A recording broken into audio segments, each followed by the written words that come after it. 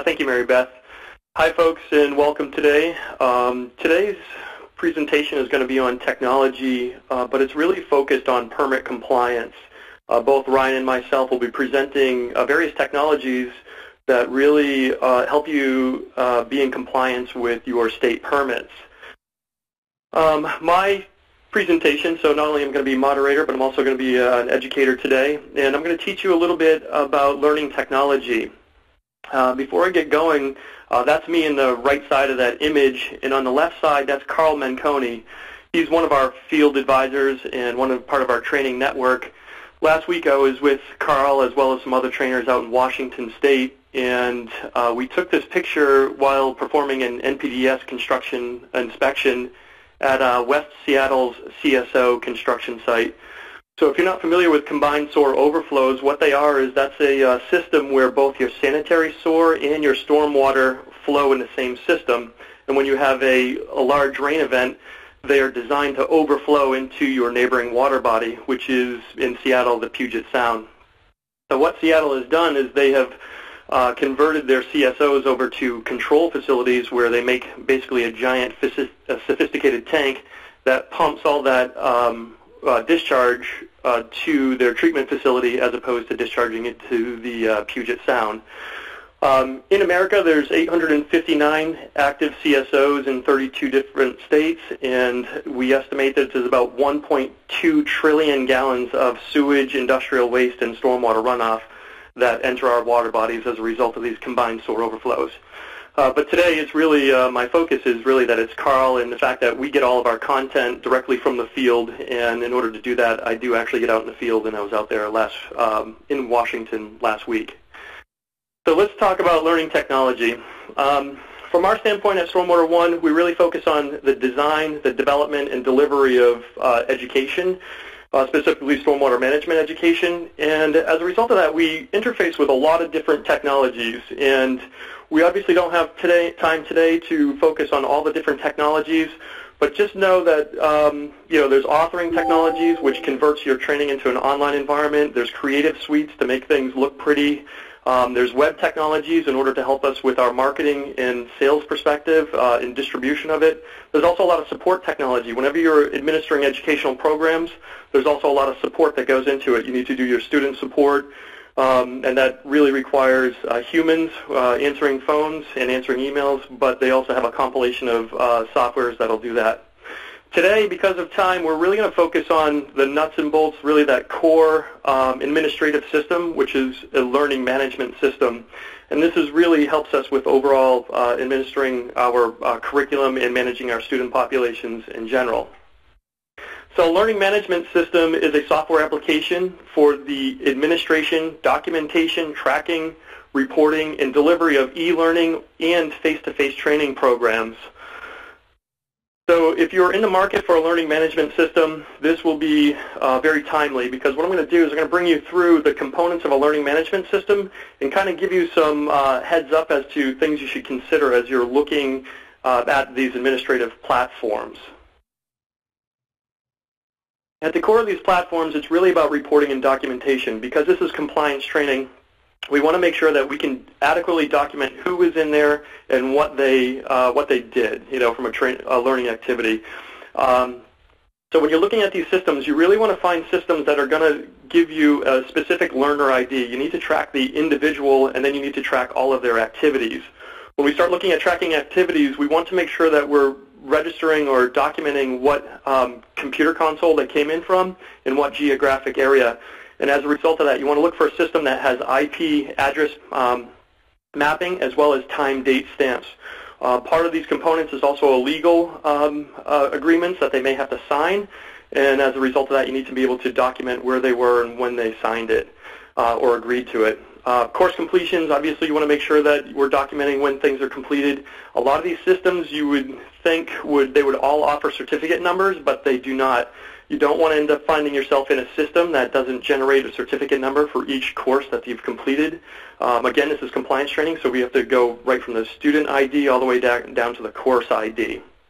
And you don't want to be paying for development of that functionality. Exam scores, we want to track scores, and also PDH tracking. Your users are going to be looking to submit their transcripts to maintain their professional credentials, and it's nice for them to be able to log into a system and print their certificates on demand as well as their transcripts and track all their PDHs. So from a student perspective, we then go over to the curriculum. As I mentioned before, there's in the definition, it's not just e-learning, but it's also the face-to-face training that we're really looking to document. You'll hear me talk at conferences and in the booth and so on, but blended learning is really my focus, and that's what I'm trying to do, is bring in a didactic component like an e-learning component in combination with in-class or in-field, but looking at the different ways to educate individuals, but it's not always exclusively online or not always exclusively in a classroom. So when you're looking at a system, you want to make sure that they have the ability to document both in-class activities as well as online learning activities. Here you'll see in that panel of the picture, that's one of our field advisors conducting a training class at CDOT's Erosion Sediment Control Facility in Denver. And when you look at these blended learning environments, you also want to make sure that you can lock prerequisites. So you want to look at a system that would say you have to you complete this one mandatory section before you unlock your next class. So you can do more sophisticated training tracks. Once you have your students in your system, once you have your learning activity or housing your curriculum, you also want to be able to do assessments. When you're looking at an exam process, you will want to choose a system that will make sense for however you're going to structure your learning, but what I would warn you on is that when you start designing the various curriculum and educational programs, there may be opportunities that you didn't think about which may require like a proctored exam where a student would have to call in, an administrator would have to unlock that exam and then monitor that student while they take the exam. There's non-proctored exams where they could just take it on demand. But the most important thing is that you want it to be flexible. Again, when you start designing training, you don't know what that design is going to require from a developmental standpoint, and you don't want to be locked into a system that doesn't give you flexibility to change the exam process. Some systems will only let you have X amount of questions. They won't let you randomize it. You'll want to make sure that all the testing parameters are such that it's very flexible. And then measurable. For me, it's really about managing that curriculum. How effective was it? Are we meeting our learning objectives? Looking at the exam process, are people always getting the same question wrong, and why are they getting that question wrong? Is it a problem with the content, or is it a problem with the question? But you have to be able to have that reporting capabilities to actually effectively measure your program. One of the other things that I've learned about choosing these technology platforms is that you would think a library of resources would be intuitive and included in all these platforms. But a lot of times you're doing a lot of demos on these systems, and then you realize in the 11th hour that they don't have a resource library, which again, we're trying to support those learning activities, and you want to have some sort of repository where you can aim your students back to or encourage them to go download resources. It doesn't make sense to talk about the NOI process, for instance, but not give them that document so they can put a notice of intent in for Nebraska or whatever state it would be. And then communications. When you look at these platforms, you also want to find a platform that has a lot of scheduled communications, because as you're managing these students in this curriculum, you're going to want to make sure that they know when their certificate is expiring. We do a lot of training around consent decrees, and they require annual training. As a result of that, our commitment to the administrative end is to make sure that we notify their students that their certificate is expiring and do our best to get them back into the training program so they're in compliance and they're ready to go. You also want to be able to email any updates as this curriculum updates, and as we're posting updates to our online training, for instance, we do this regularly, and as a result of that, we want to just notify those students that are enrolled in that program that there's an update to that course. And then another thing, we talked about blended learning before. Well, that also would incorporate some message boards, so we could do some social learning. You know, for me, I talk about the campfire conversation and trying to get some of that social learning going. People are sharing their experiences and sharing their concerns, and then people can report back or message back to that person. So pretty cool stuff. Well, when you look at a system, if you're trying to select a system, there's really two types of systems you're looking at. One is an open source, or what you call the free software, things that are free out there, and then a closed source, or your proprietary. These proprietary systems oftentimes, if they're homegrown, like we developed an in-house system. We've had in-house developed systems in the past, and we tied into a Moodle backbone. So we tied into that open source to develop our own proprietary software. There are other solutions. When you start looking at these learning management systems, people will sell you the software themselves, and they will host it for you on their servers, or they'll give you the instance to host on your own servers. Obviously, if you're hosting yourself, you want to make sure that that your server environment is secure and that it's going to stay up and running. And then there's the cloud-based, new, more modern software as a service models that are cloud-based. But just know, as you're going out there to look at these learning management systems, that there's roughly 700, well, there's more than 750 of these learning management systems to choose from. And they come with various pricing models and functionality. And my recommendation is to, print out a list of all of them and to start looking at all the parameters and start defining your scope and what you want or what you're required in order to manage your program. But just know that you're going to be doing a lot of work, and there's a lot of demos that you'll have to go through. But a lot of work up front will save you from having to transfer it over to another system later on. Then when you're transferring your student population from one system over to the other, you have to obviously be worried about data exchange and so on.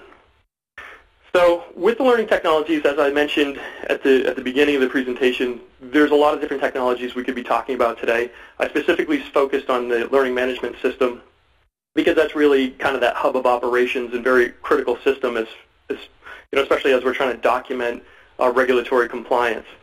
But the other systems you'll want to consider is your website and your web software. The website is really going to be a marketing and sales channel. People have to be able to find you on the web, so that means it has to be a very searchable site. Also, when you start looking at the curriculum, the content management system has to be flexible enough that you can change content on your site on demand. You don't want to if you're looking at a web technology that requires you to call someone for them to change your content, that's obviously not going to be very efficient. And then we use ours as a communications hub as well, so we have inbound communications. When we talk about selling or retailing training as well, you also have to look at encrypted merchant services. So you need to make sure that when people are running credit cards, that it's done in encrypted format, so you're not sacrificing their financial information. And then student support systems. Obviously, when you start administering programs, you have to have people ready to reset passwords or help them out. There's a lot of different technology out there. People are taking training on various different platforms that may be up to date, may not be up to date. But there is a very from an operations standpoint, I don't want to undersell the fact that you definitely need bodies and seats and phones and computers in order to support that student population. But it's all about student administration.